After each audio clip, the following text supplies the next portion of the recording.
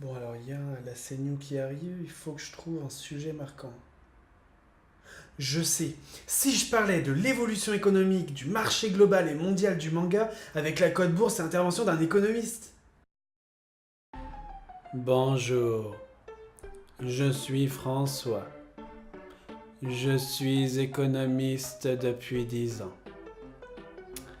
Je vais débuter cette vidéo par le chapitre 1 sur les 40. Qu'est-ce que l'économie? Trop chiant, non? Qu'est-ce qui se passe cette année? C'est si chiant que ça, 2014?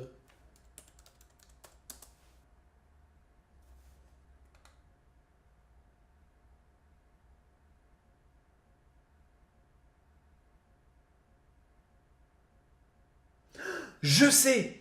Une vidéo sur Kiyun!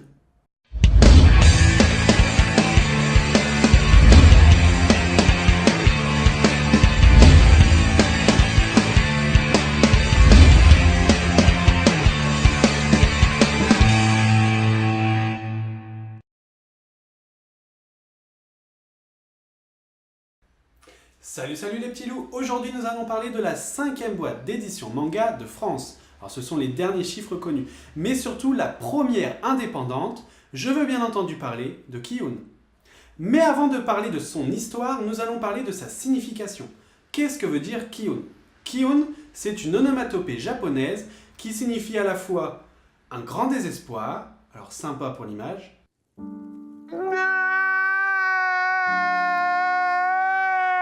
mais il y a aussi une autre signification, c'est le soupirement de grande joie. Et c'est ça Kiyun, il y a de l'émotion. C'est pile poil la signification qu'il faut pour montrer que nous avons de l'émotion quand nous lisons leur œuvre et surtout qu'il y a 2 éditeurs passionnés derrière qui nous livrent leurs émotions dans leur acquisition.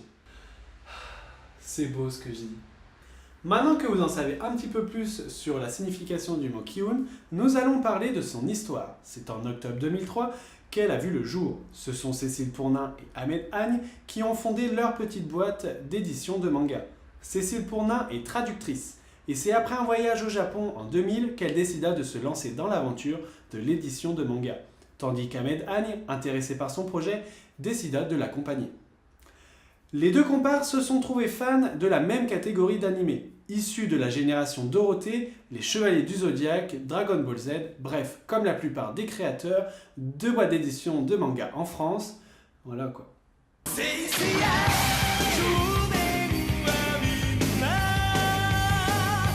Et pour la petite histoire, Kiyun est né dans un studio à Trappes, en banlieue parisienne, avec un budget d'une trentaine de milliers d'euros et surtout l'ambition de ces deux créateurs travaillant sans relâche pour leur première sortie, Element Line. Mais avant ça, le chemin est long, avec beaucoup d'épreuves pour les deux amis de fac. Pourtant, en 6 mois, tout changea, avec leur formation à l'édition. Et hop, c'est reparti au Japon. Malheureusement, ce fut pas très glorieux, car l'expérience de notre couple atypique, selon les Japonais, n'était pas des plus intrigantes. Alors ils décidèrent d'aller au Comic Market, le plus grand salon otaku du Japon, un peu l'équivalent de notre Japan Expo en France. Un peu comme la CNew, quoi. Bon, ça viendra, ça viendra. Bon, ils firent la rencontre de nombreux mangaka, et c'est là que l'histoire prit une toute autre tournure. En 2004, le chiffre d'affaires de Kiyun est passé de 70 000 à 2,3 millions d'euros et il n'a cessé d'augmenter depuis. Alors pour vous représenter un petit peu les chiffres des ventes des blockbusters, Hubelblatt, la série phare de l'éditeur, s'est écoulée à plus de 400 000 exemplaires depuis 2006. Pour Jackals, à 200 000 exemplaires depuis 2008, jusqu'à ce que la mort nous sépare, à plus de 170 000. Bref, à chaque sortie, c'est un succès. Enfin, sur les grandes lignes. Ne chipotons pas. La première sortie est en décembre 2003 avec Element Line, et c'est d'ailleurs la seule de l'année. En 2004, il y en a eu 2, Dutch Hunt et Role Playing Girl. On peut déjà noter que Tsutsui est dans leur catalogue, et ça, c'est la grande force de l'éditeur, ils prennent un mangaka et le gardent. Et depuis, les sorties s'enchaînent. Nous pouvons même noter que Prophétie est le premier manga japonais où Kiyun détient les droits mondiaux. C'est une grande première pour un éditeur indépendant de manga en France. Bon, l'histoire c'est bien beau, mais pourquoi apprécier Ki-hoon? Pourquoi cela a été mon éditeur préféré dans ma jeunesse? Je vais donc vous faire mon top 5 des bonnes raisons d'aimer Ki-hoon. Première raison, et pas des moindres, chaque sortie est démentielle. Hubelblatt, Jusqu'à ce que la mort nous sépare, Judge, toutes les œuvres de Tsutsui, bref, chaque licence est à voir. Certes, elles ne sont pas de qualité identique, mais il n'y a pas eu de gros plantage.